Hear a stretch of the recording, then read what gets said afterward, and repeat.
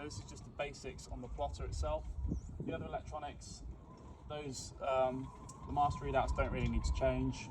There is a page button where you can cycle, but we tend to just leave those alone. You have a depth gauge up the top there. Second one down, there is a second depth gauge. I advise you to use that one at the top. This one reads slightly differently to that one, but the one on the mast is always the one to use. Just down from there, you've got heading, and then true wind direction, true wind angle, and true wind speed. The wind instruments are accurate to a point, but I wouldn't live by them. Going down to the plotter, just in basic terms, you've got a bit like a home button. The home button tells you what to speed up here.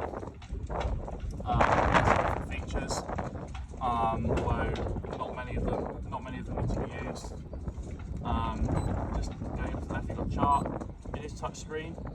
If it is quite wet on board, then any water that comes over will start to drag the screen around and start pressing buttons. So one press of the power button gives you a load of options.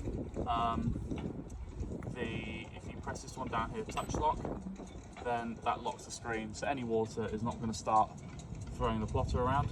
And then it'll tell you at the bottom, press the power button to enable touch, so just one more and you can start using it again.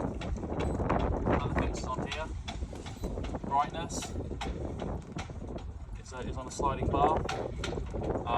When it gets, if you finish a race in the dark and you turn the boat up in the dark, always take the brightness back up on the plotter, otherwise in the daytime you'll think it's broken.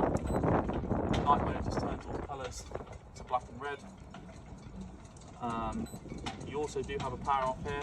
We never really turn the instruments off, we always just turn it off with the battery downstairs. You shouldn't really need to use any of the other stuff. It's mainly night mode and brightness and touch lock. There's an instrument screen as well, which is sort of half set up.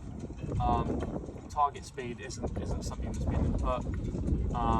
If you set a waypoint, then you will have then it will give you information on when you're getting there, how long you'll get there.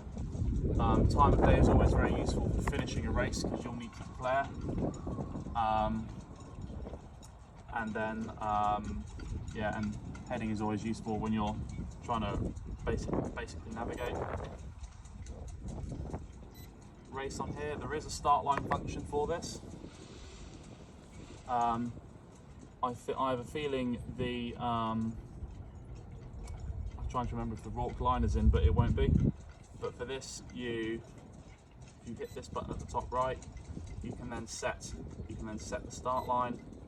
You can set the port end, starboard end, and you can ping the line, and it gives you a pretty good readout. So time to the line, distance to the line, any bias. Quite a useful one at the start. And then the race time as well, which you can operate again. It's always useful. Waypoints. There are quite a lot of waypoints in. There will be any race course that Rorke set will also have the positions and marks on the course document in case you need to add any extra. But routes, you would click a new route, and then you would then insert all the different marks that you need to put in and give them names. You can name the race, so that's how you input one. But yeah, that just comes through waypoints and routes. And then tracks can be quite useful as well to see where you've been. Chart itself, it's very basic. You can also use knobs and buttons, and the arrows also work, and that also works if touch lock is on. So if it is really wet, you've got wet hands, you can just use it like this. But yeah, that's the and if you want more information on this, it's a Zeus 3, so you can, the manual is available online. Good. Yeah.